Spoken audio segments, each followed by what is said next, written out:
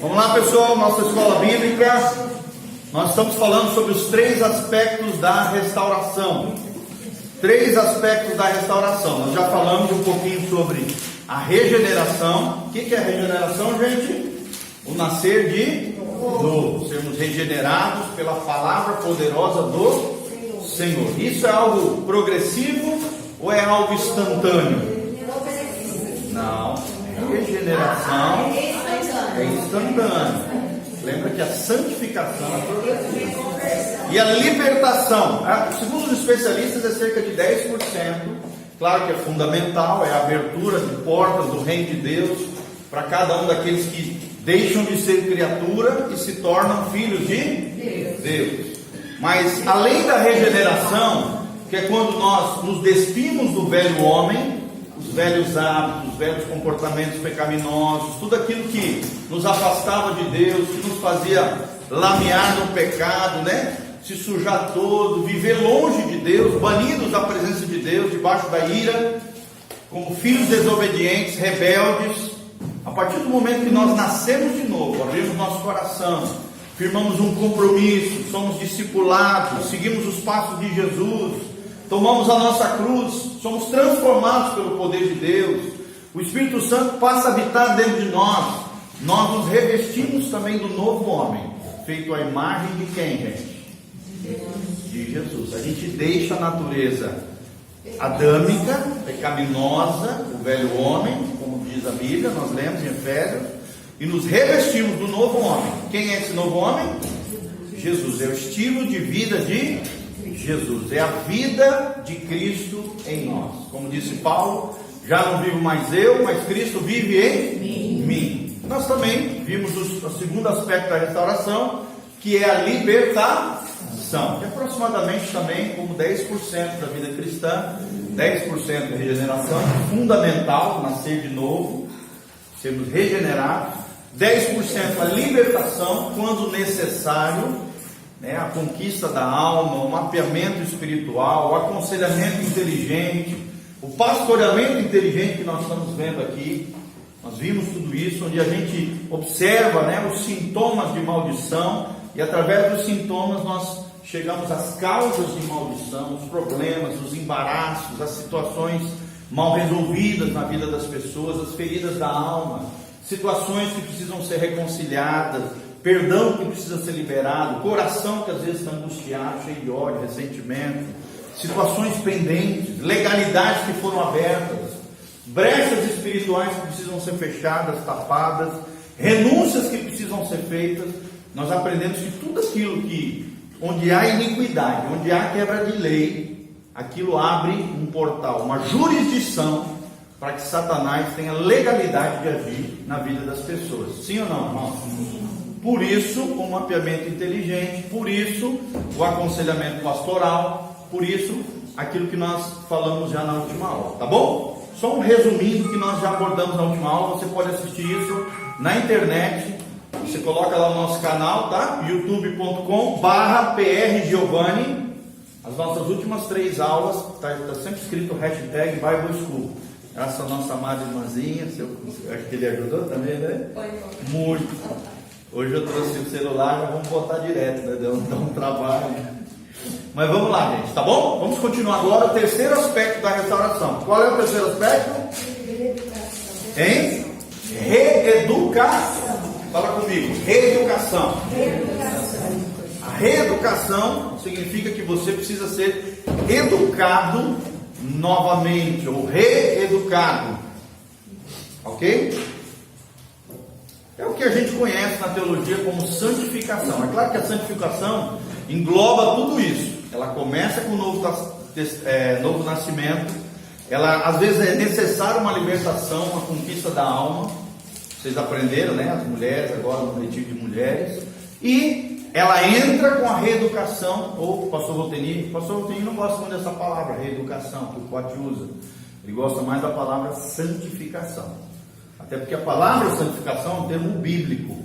E reeducação não existe, na Bíblia, a não ser a palavra educação, admoestação, exortação, justiça, ali em 2 Timóteo 3,16 fala sobre isso, sobre a palavra de Deus e o que ela faz na nossa vida. Então vamos lá. Reeducação. O nosso texto-chave é 1 Tessalonicenses 4:1. E nós vamos falar sobre a santificação, como vontade de Deus para as nossas vidas. Olha o que a Bíblia diz. Finalmente, irmãos, nós vos rogamos e exortamos no Senhor Jesus, que como de nós recebestes, quanto à maneira que deveis viver e agradar a Deus. Quantos querem viver e agradar a Deus aí, gente? 1 Tessalonicenses 4, de 1 a 8. 1 Tessalonicenses 4, de 1 a 8. Vocês querem viver e agradar a Deus? Amém. Então presta atenção no que o apóstolo Paulo está falando aos Tessalonicenses. E efetivamente estáis fazendo. Continueis progredindo cada vez mais. Quem quer crescer cada vez mais? Então, presta atenção no que Paulo está falando. Porque estáis inteirados de quantas instruções vos demos da parte do Senhor? Instruções. Instruções fala do que, gente? Educação, de ensino, de ensinamento que ele recebeu de Jesus através do Espírito Santo. Lembre-se que Paulo foi um apóstolo gerado fora do tempo, né? Ele não esteve ali aos pés de Jesus, mas ele teve uma experiência tremenda na estrada de Damasco e recebeu revelações tremendas da parte do próprio Cristo. Tanto é que escreveu 2/3 do Novo Testamento, de 13, talvez 14, se Hebreus foi escrito por Paulo, nós não sabemos, 14 livros da Bíblia. Talvez Hebreus foi escrito por Paulo, ou alguns creem que talvez tenha sido Apolo, mas não se sabe, ele não se auto-intitula, não declara quem é o autor de Hebreus, tá bom? Vamos lá então. Pois esta é a vontade de Deus, a vossa santificação, que vos abstenhais da prostituição. Outras versões dizem imoralidade, outras versões dizem fornicação. Então qual é a vontade de Deus para as nossas vidas, gente? Coloca a mão no seu coração e diz assim: a minha santificação. Meu irmão, se você quer saber qual é a vontade de Deus para a tua vida, está aqui a resposta: a sua santificação.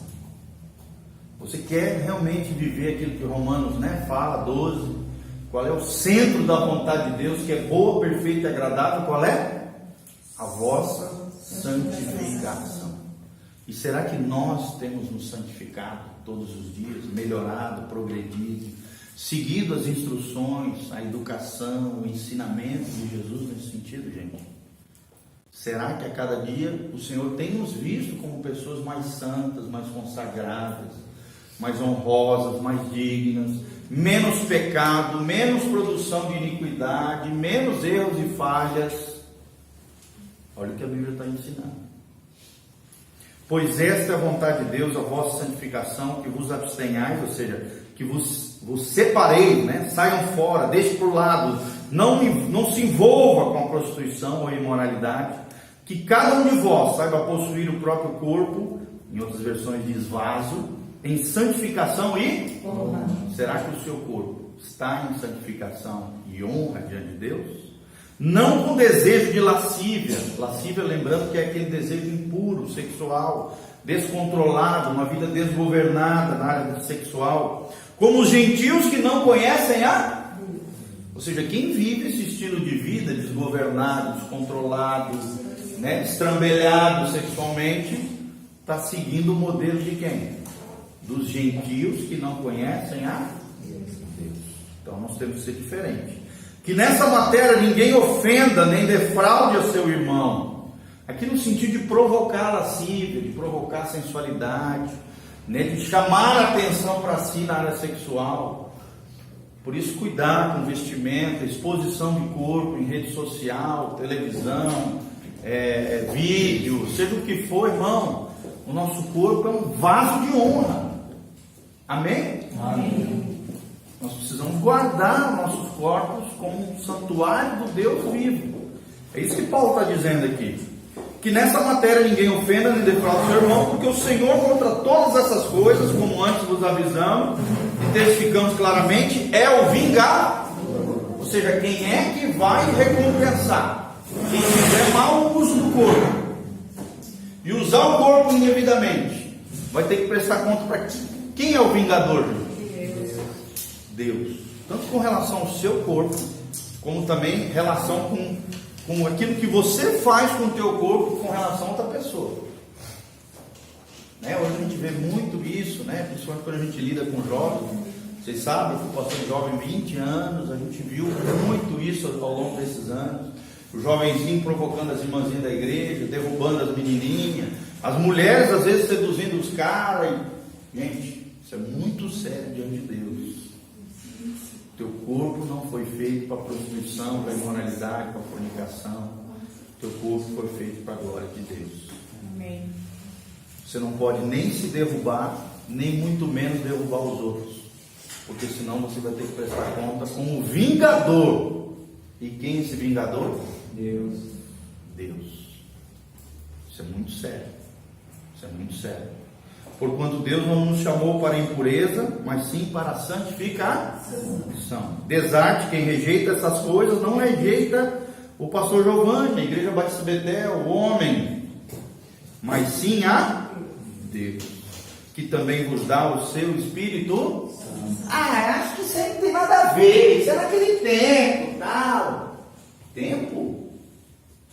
Olha o que a Bíblia diz. Quem rejeita isso, não rejeita o pastor, o homem, a obreira, o missionário, não. Rejeita quem? A Deus, que nos dá o Espírito Santo. Então nós precisamos entender que a vontade de Deus para as nossas vidas é o quê? A santificação. O Cote ensina isso. Quem não tem domínio próprio em uma determinada área na sua vida, tem um demônio próprio agindo naquela área. Seja ira descontrolada, seja desejos impuros, seja envolvimento sexual, seja falta de paciência com os outros, seja qualquer área de descontrole, gente. É uma área onde o inimigo tem acesso ali. E pode chegar até em endemoniamento. Primeira menina que eu expulsei demônio tinha 18 anos de idade. Foi lá no México. Eu pregando em espanhol, primeira vez, nos arredores da cidade do México. Terminei a pregação, caiu uma menina endemoniada lá. Nós fomos lá expulsar o demônio da menina. Por que o demônio entrou na vida da menina? Por causa que ela tinha transado, crente, desviada, tinha tido relação sexual com o namorado. Vocês estão entendendo, gente? O diabo não brinca de ser diabo. Não brinque com as coisas do reino das trevas. Isso é muito sério. Não estou dizendo que toda pessoa que se envolve sexualmente está endemoniada, tá? Mas às vezes isso pode acontecer. E é muito comum isso acontecer. Não só isso. Impurezas sexuais. Hoje, né, nós vemos não só a questão de ligação sexual entre corpos, mas às vezes a distância, usando internet, usando pornografia, usando uma série de sujeiradas aí que também defraudam o seu corpo. Ou então produzem em você o sentimento de querer seduzir os outros. Nós vimos semana passada que existe um espírito de sensualidade. O que esse espírito de sensualidade faz? Ele tenta chamar a atenção para si. E ele tira a santificação e a glória de Deus da nossa vida. Até a própria roupa, né? Roupa, fala muito disso. Pessoa vulgar, sensual, né? Que se mostra, que é... Ixi, não precisa nem falar disso, graça e paz, tá? Amém? Vamos lá então, terceiro aspecto, reeducação. Ou seja, Deus quer nos colocar no prumo, na direção correta, quer nos alinhar com o céu, com o seu coração, com a sua vontade. A reeducação visa construir um caráter de obediência em áreas que tínhamos uma história de pecados e derrotas. Ou seja, antes de Jesus nós tínhamos uma história de pecados e derrotas. Isso não pode se perpetuar mais na nossa vida, gente. Antes de Jesus, tudo bem, nós estávamos no Egito, nós estávamos no mundo. Mas depois de Jesus, a história tem que mudar. Se você nasceu de novo, se você foi regenerado, o pecado não pode ter domínio sobre você, a Bíblia diz. Porque nós não vivemos mais debaixo da lei do pecado e da morte, mas sim debaixo do espírito de vida. Meu Deus, meu celular.